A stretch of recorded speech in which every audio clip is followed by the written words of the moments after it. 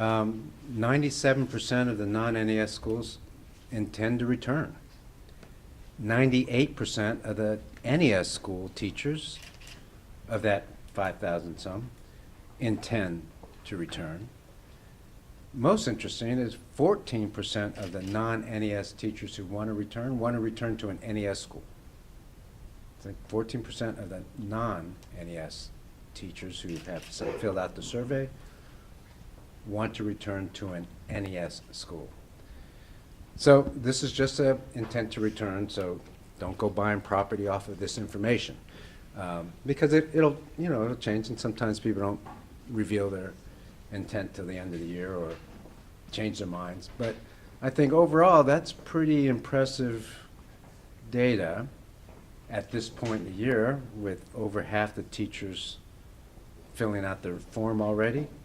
That's a pretty high return rate, guys, even with the caveats that I just mentioned. So that's the good news. I still have some other good news, but also some concerning news, and that's the HISD efficiency report. So look, we spend a lot of time, you ask me a lot of questions about schools, what's going on in schools, which is the proper focus. We are in the business of educating kids. So we talk a lot about instruction. We talk a lot about the NES model, the curriculum. Those are important things, and we've been focused on that, and we've been, I've talked a lot about achievement, we talk a lot about instruction, and all of that. At the same time, I hope most of us understand that we can't have a school system without good supports from central office functions. We have to have a transportation system that serves kids well to get them to school on time. We have to have a maintenance system that fixes the broken toilet so the toilet doesn't stay broken for a week or 2 weeks. We have to have people who repair our schools but also clean our schools. We have to have people and systems that really respond quickly to work orders. Otherwise, our schools won't function as well. So the notion of central office supports and back office systems and the infrastructure we put in place to support our kids and our teachers and our schools, hugely important. So even though this is not about what's happening in the classroom. That's why it was important for us, when I got here, to start looking at the infrastructure, the systems, the central office systems. I emphasize that word a lot because it's not about the people failing or not doing the right things. People will operate within the system that you have in place. I always say, when big things go wrong, first look at the system, because that's how people operate. So if you put a bad system in place, then why would you blame a person for following that system? So we don't blame our drivers, bus drivers, for a transportation system that's broken, and it is. So I charged my team, the central office cabinet and department heads, to look at their systems, whether it's HR systems, how we recruit people. Why does it take so long to recruit somebody? How many people have to touch one recruitment? How many people are needed to hire one person? I asked the transportation department to look at our bus routes, our ridership, all of those things that go into a transportation bus system. And you guys also know I've been out at the bus barns and looking at how that operates. Charge finance, look at their purchasing systems and contracting systems, purchase service processes, all of those things, to see where we are efficient or where we're not efficient, and on and on. All of these things had to be reviewed, and over the last 7 months, we uncovered a whole bunch of things, some of which are in this report. And I'll give you some specific examples in a minute, but you're gonna, if you don't already have a copy, you're gonna get a copy. Please take your time with it. And here's why this exercise that we put our cabinet through, and we put the biggest pieces in this report we're calling efficiency report. 9 different systemic challenges that face the district that we're working on fixing.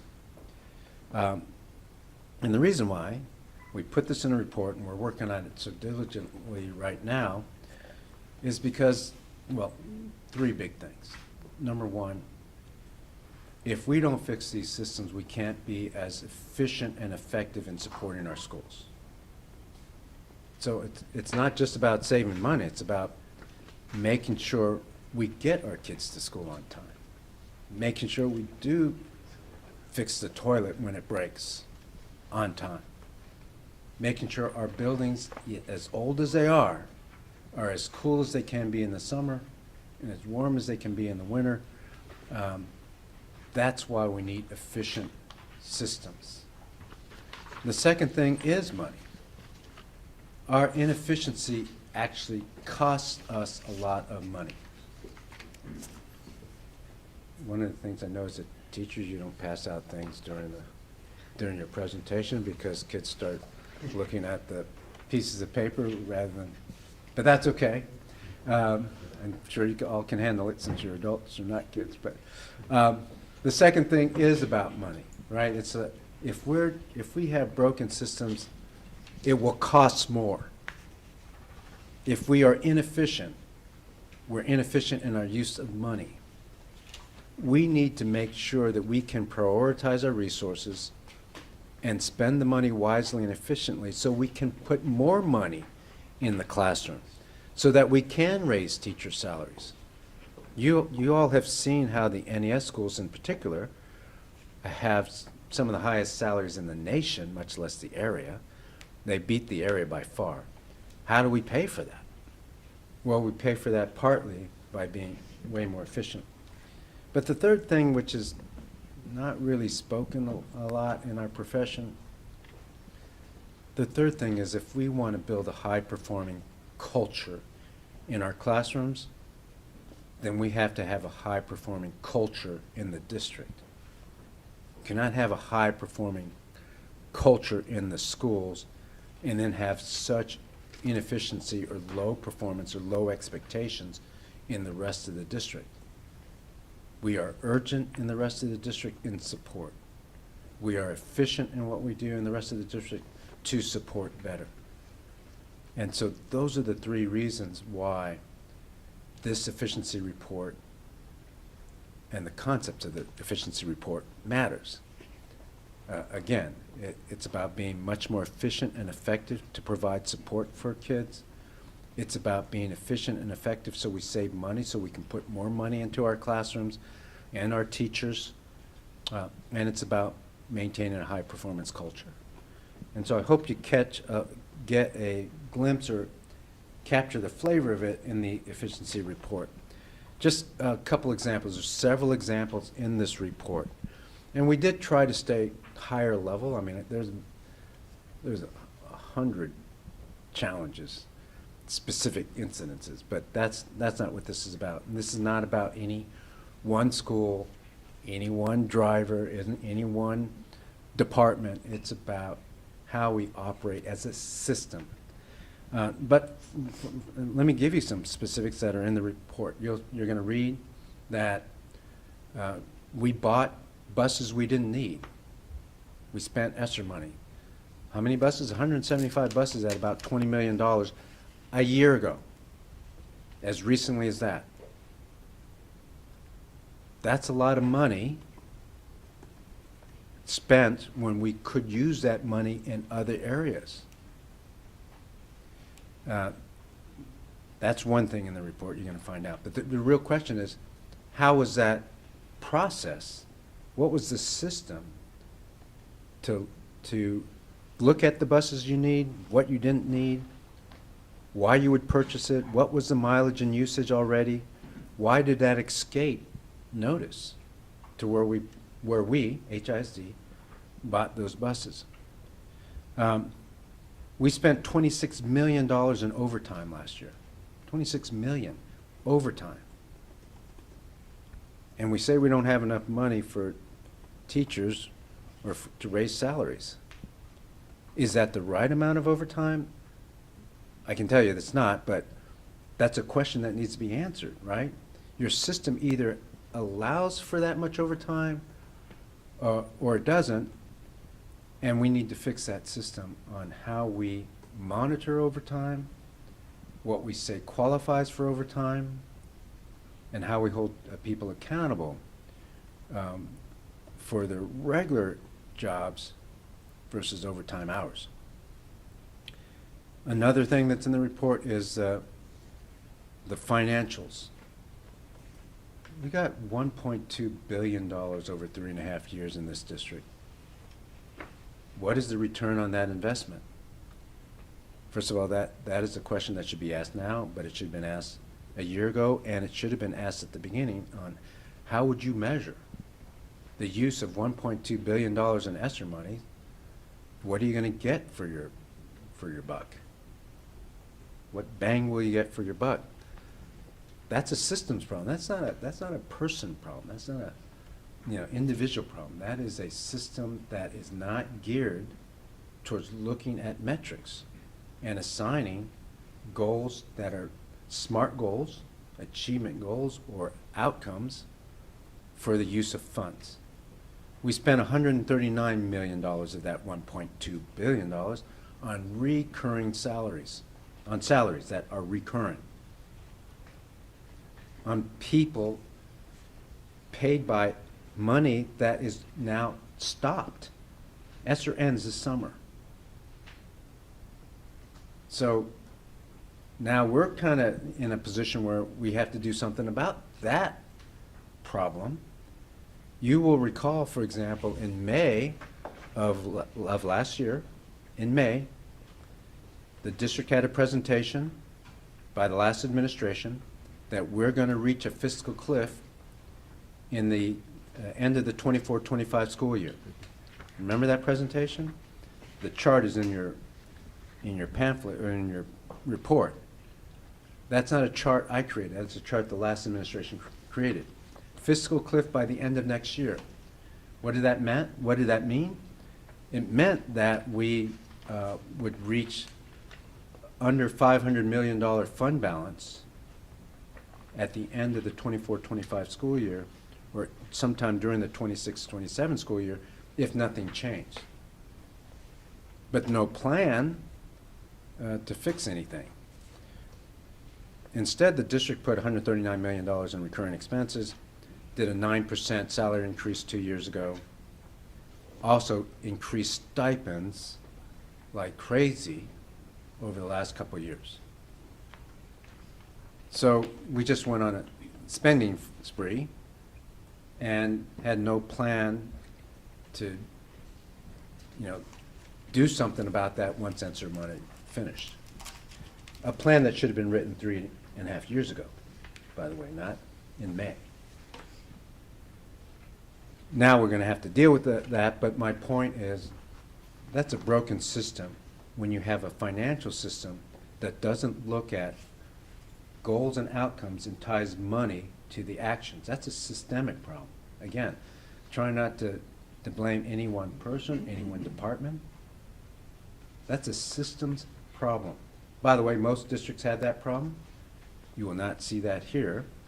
When the budget comes out, you will see the action plans that the district have, the key goals that are all measurable, tied to budget and money. We're going to fix this. Next year's budget will be over $850 million fund balance, regardless of the challenges they left us with their own fiscal cliff. We're going to avoid the fiscal cliff, and we're going to do it right away. And you'll see that when we present to you the budget in May. It'll be approved in June. That's it. Those are just some of the examples from the report. You'll see other things. You'll notice too that it focuses on systems not actually examples, but systems. Who's got the first question? Before that, our typical division in knowledge wants to do. Superintendent, I was just going to clarify, just in case anyone is unfamiliar, ESSER is the federal COVID relief aid. Yeah, sorry. So ESSER monies is the money that the district got, and everybody else did too, on to regain learning loss from COVID. All right, we'll go to the first question, Margaret. Is there any consideration with all this added emphasis on responsiveness and things like that for raising the pay of any of these much valued support people? Yes. I can't tell you exactly what it will be. We're going through the compensation manual as we speak, and we'll be releasing that soon, the compensation manual. And so the answer is yes. We get it. Our support staff have not been, in some cases, paid competitive salaries. And so we need to do that as well. What level of surprise or validation was there on maybe your preconceived ideas when you said, let's take a look at this, and you see these results? Yeah, so I've been in several districts. I've been, and I've talked to several colleagues. Some of the things I saw were normal dysfunction, if I can put it that way. In other words, they're common problems in big districts, in urban districts in particular. However, I think the level here was higher than I expected. So I wasn't totally surprised, but there was some level of, wow, this is worse than typical urban district. Dominic, you have a question? Yeah, the release mentions a morass of curricula and programs that were not linked to any particular standards of quality. I see some references to CTE and some references to high quality instruction, but I was wondering if you could give specifics about that curricula and programs, because I know some parents are going to see that and wonder, like, what about the magnet program at my school? Yeah, so I don't want to talk about any one, vendor or textbook or resource, because that's not what this is about. But I can tell you this: there were well over 30 different curricula in reading in this district last summer, and I can tell you that some of them are not tied to science and reading research. So that shows you just how the system of how we provide high quality instructional materials was really not in place. To be fair to the district, and I think it's in the report, the district started to address it. You will recall that the district in 22-23 school year had a pilot program using Amplified products, and in a handful of schools, Carnegie and Eureka curriculum for math. So there was already a knowledge that we can't have this many different curricula and do right by kids with regard to high quality instructional materials. Asher? Yeah, so for next year, is there, and I haven't read the report yet, but is there a ballpark estimate of how much these efficiencies will save? Yeah, it's really hard to say it just like that, because there's savings in other areas too. But in the end of the day, you can look at it this way, I think. There was a prediction of fiscal cliff if nothing was done. We're going to end up next year's fund balance at $850 million, probably this year at $870 million. In order to increase the salaries at the NES schools, then we have to find efficiencies in the rest of the system. So you can kind of look at it that way. The increase will be offset by efficiencies. Right, I guess I just think, like, probably anyone trying to get their head around, like, the scale of this would probably be looking for generally about how much in dollars this is saving. Like, is there any sort of Like, are we talking tens of millions, hundreds of millions? Where does this land? Yeah, it's a difficult question to answer, because if, no matter what answer I give right now, it really depends on how you add up the savings. Some things are not a savings. Some things are gonna cost more. I'll give you an example, right? I can't answer your question. I can tell you this: we're not gonna reach a fiscal cliff because of the efficiencies we're gonna save. I can also tell you, we're adding 45 NES schools, higher salaries, right, in those 45 schools, without lowering the fund balance below 850. When the other administration was projecting, reaching somewhere around $500 million fund balance by the end of next year. So we're going to be able to pay for that. In other words, we have to have efficiencies to do that. Sorry, one last Follow-up. follow-up. Like, I guess one way of asking it then would be, do the efficiencies outlined in this report fully offset the spending in order to reach that balanced budget, or are there other cuts to come? So that's a good question. Here's the answer to that question. I want to make sure that I don't give the wrong impression. These are system changes. They cannot be solved overnight, and they won't all be solved this year. Yes, we're going to do a lot to address many of the things that are in this report, but these are system problems that developed over many years, if not a decade. And so, or in some cases, probably more than a decade. They have to do not with just inefficiencies, but decisions that were made many years ago. I just give you one example, so you can hopefully follow me, and it's not in the report. You want a more efficient transportation service? Then you have to locate your bus barns in the best place possible for efficiency. If you were starting from scratch, would you put 2 bus barns on the very edge of the district? Answer is no, you would not do that, because you miss half the radius of the routes that you can send out and the kids that you can capture within a 5-mile radius of the bus barn as the bird flies. So you see what I mean? That's a decision that was made, I don't know, 20 years ago, maybe 30 years ago. Somebody made that decision then. We're living with the consequences now. The problem would be not to do anything about that and just say, well, we got to live with it because the bus barns are where the bus barns are. So does that save any money? Probably not, but it's going to be efficient, and I can't change it overnight. Sorry? I have 2 questions. The first being, will any of these changes have any effect on how campus-level budgets are determined for the next school year? Yeah, thanks for asking. That's not in the efficiency report. So in that sense, no. But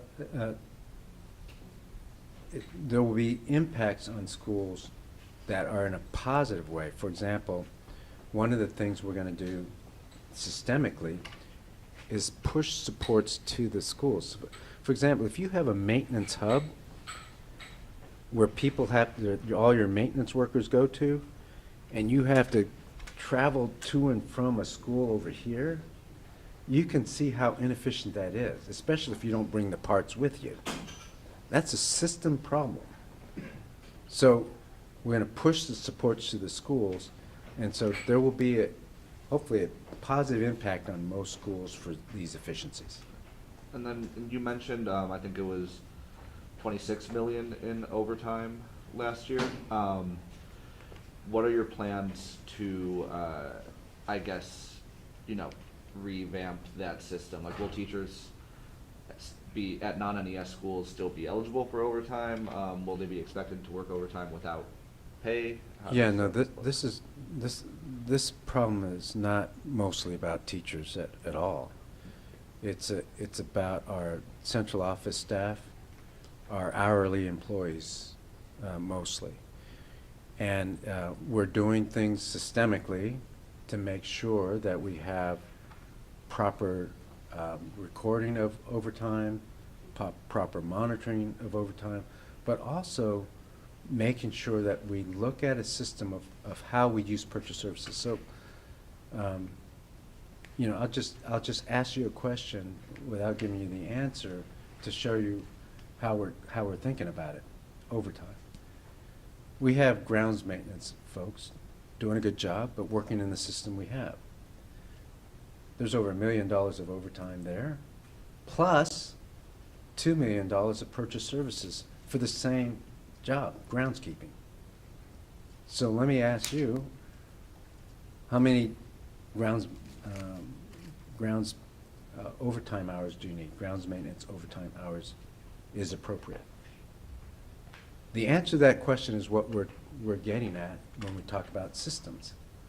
It's not just a matter of cutting overtime hours. It's a matter of understanding what the purchase service company does, how effective our grounds people are working, and what is the right amount based on a system, we call them service level contracts, for grounds maintenance. So it's a complicated issue, but that's why it's systemic. Garza, do you have a question? Oh, he asked what I was gonna ask about Okay. overtime. Dominic, you have a follow-up question, right? Yeah, so turning back to kind of the first effort to address inefficiency in central office, in July you said there'd be 2,300 cuts. The district recently acknowledged that it's been 1,900 so far. So I was just hoping you could speak to why there's that 400 person gap.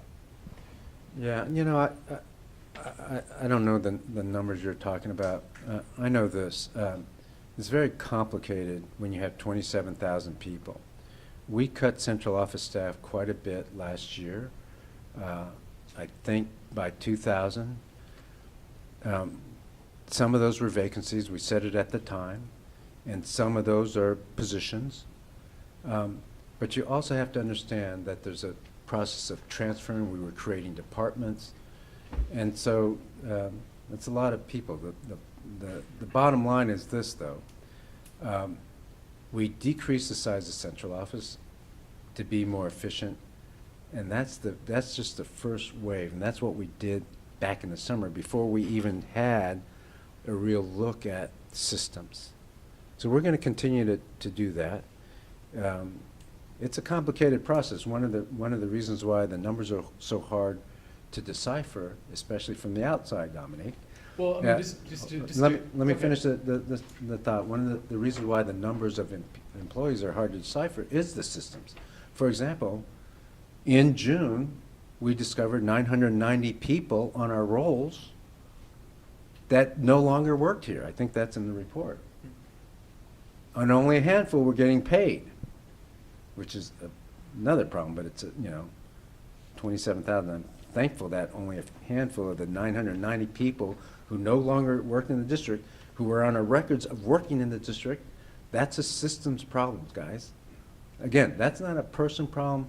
And so, did you count the 990? Did we count the 990? Should we count the 990? So we are cleaning that process up. You no longer have people who retired, resigned, left long ago. Some of those people were on the rolls for 5 years. What kind of system is that keeps people on the rolls for 5 years and can't discover that the person that left 5 years ago is no longer here? That's a systems problem. That's also why it's very complicated to understand in a district that is dysfunctional how many people are actually showing up at this department on any given day. So just to Follow up? quickly follow up, I understand that it can be hard to decipher, which is why when I got the records I got, I asked the press office. And in July, you said there would be 2,300 positions cut. After I presented the records, it was acknowledged that y'all have cut 1,900 so far. So I'm just wondering, with that 400 position gap, if you have any reasons why those cuts weren't made. And I don't know, Dominique. You're trying to learn the HR job from the outside, and it is very complicated. And I don't have time to This teach is you the about whether HR job. cuts happened or didn't happen. Yeah, and I'm telling you, it's a difficult process. It's not an easy thing like that. You can't just say, are you going to cut overtime hours? Are you going to cut positions? The bottom line is we're going to be more efficient. we're gonna save dollars. What does it matter whether it's 2,000, 2,100? I will get the mission accomplished by cutting the people that we need to cut that are not as, that are not as, are, where the department doesn't need as many people. That's what we're gonna do. We're gonna find those efficiencies. Thank you, Chief. Go ahead. KTR. Oh, okay. ABC, sorry. That's okay. I'm there. Okay, I'm just kidding. If you could, please, you said that department heads have been looking at this for 6 or 7 months. When did you start to see the issues, the inefficiencies, and have you waited 6 or 7 months to make changes, or how quickly have you made changes? And for some of these issues, like you mentioned, the millions of dollars of buses that weren't needed to be spent, is there still a way to recoup some money, sell those buses, so that we can still get some of this money back? Those of you who were here last summer were quick to remind me of the problems that, that if I hadn't noticed, you guys noticed. There were lots of problems right off the bat. I mean, it's hard to miss challenges we had, for example, in HR with recruitment last summer, or how we paid people, some of our purchase services. Those were noticed right away. And did we start addressing them right away, which is your question? Yes. But look, let's take transportation. Buses are already running for summer school. The bus hubs are where they are. School was starting in August. There's very little that we could do to change the bus system coming in June. You know, I was just getting familiar with where the bus barns are. So did we try to do what we could do as far as making sure that we had enough drivers? Yeah. To making sure that we emphasize making, calling in when you get to the school. We made little adjustments like this, because before they didn't call back when they actually left the school after a drop-off, and we did that. So the answer is yes, we did as much as we could, and we're doing that all the time. Some of these things you're going to read, we're doing. Give you an example, service level agreements. Service level agreements is where you identify how long it takes to do a certain task, whether it's mow an acre of ground, change a part in a toilet, et cetera, et cetera. We're already well on our way to having service level agreements. We didn't when I got here. And what's the total dollar amount of wasteful spending that you found? So that's the same question. Well, he asked you, how yeah. much money you may be able to save, but I'm just curious to know if you got the total number of wasteful Yeah, spending. that's like saying what's on the other side of that coin. But I don't know is the answer. It's not all about savings, guys. There's three things, right? One is about efficiency. We're not going to save probably a dime on fixing that toilet faster, right?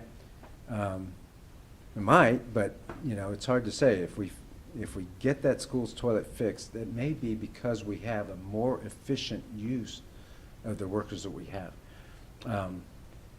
and we may not save as much money on transportation as I would like. So it's about both efficiency and savings.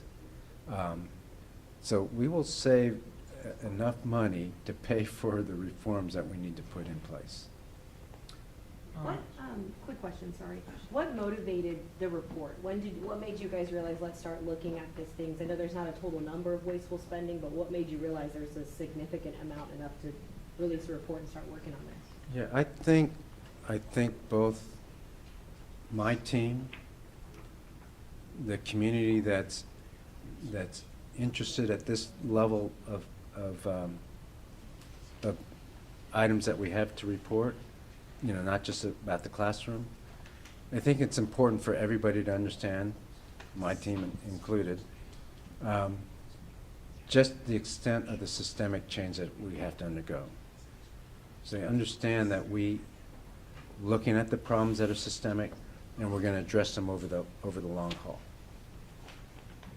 We don't have much time, and we have one more question with NTD that are waiting for. How about these three people here? So I asked this question for children. I saw a book in a public library in California. The book encouraged a boy think himself as a girl. So I got very shocked. So may I know, is there a problem? Because you mentioned the high quality instruction book in our HISD, and do you find the problem too in this community? No, I haven't encountered that problem in this community. When we talk about high-quality instructional materials, really we're mostly talking about curriculum. That's a term of art in the profession, and it's about math books, language arts books, science books, and things like that. But the answer is no. I haven't encountered that issue so far in HISD. Can I ask Yeah, just sure. one Yeah. more? Yeah, because about 5 years ago, there was a legislative budget board report on inefficiencies in HISD. This isn't the first time that folks have looked at that, so I'm just curious why, like after that was already kind of looked at, and I know the school board took some steps to try to resolve it, like why this now? Yeah, so the legislative budget bureau report that came out, I think in 2020 or 2019, does mention several of the things. Ours looks more closely at the systems behind it and also what to do about it. So what you'll see in our report is why it matters and what we're going to do about it. Whereas while the LBB report has some recommendations, several years have passed since then. We're closer to the problem, and the suggestions that we have to fix things are more systemic. Right, because there's, I think, was like 250 million in 5 years, which wouldn't match up to the cost of the reforms. That's right. Superintendent, we're gonna Yeah. get one more question. Okay. Margaret.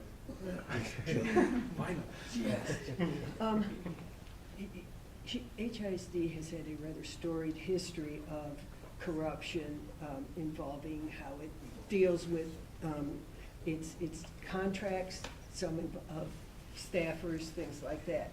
Did you find any of that when you were doing these systems checks? And if not, will this system do anything to sort of try to stop this from happening in the future? Because you have years of history here at HISD with very inventive minds. So we didn't find any overt corruption. Okay, so I'm glad you asked the question, because this is not about that. This is not like an audit or investigation of wrongdoing. That's not it at all. It's about how effective we can work to serve the kids. I started by saying, and I'll end with saying, look, this is, in the end of the day, the mission is about the kids, right? In the end of the day, I have a pretty clear charge. Raise the achievement, close the achievement gap, and prepare kids for the year 2035. That's pretty specific. We also have the special ed charge, right? And then the governance charges for the board to work on. So that's pretty clear. But the whole point of this is, if we don't work on this, we can't do this as well. We can't accomplish our goal as well. So the answer is no, not criminal. But let me also suggest this to you. If the system is broken, there is opportunity for inefficiency, you might even say intentional inefficiency, right? If you don't have a service level agreement, then I might take 1 hour to fix the toilet. I might take 2 hours, I might take 30. Is that criminal? That's not criminal. That's the system being a problem. So we're going to fix that so that people work maximally effectively. Thank you. We'll be here. May I ask one more thing while you're here, sir? One more thing. I'm looking at these guys because I get Yeah, in we trouble all have the a time. full schedule and superintendent have to be. Yeah, thank you so much. All right. Thank you, everybody. Thank you. So we'll get this as PDF. Yes. Thanks, Great, how are you? Superintendent. You too.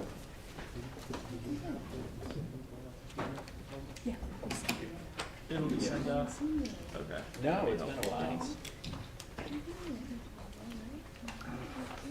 Yeah. Yes. Yes. You're almost 10 years. I'm like, oh, no. You too. I figured I might just ask you guys, do you know when the deadline for the teacher intent to return survey is? March 1st. March 1st? Okay, thank you. So this was over the course of 7 months? Do they have to fill So this was put together I over the course don't of 7 months? know if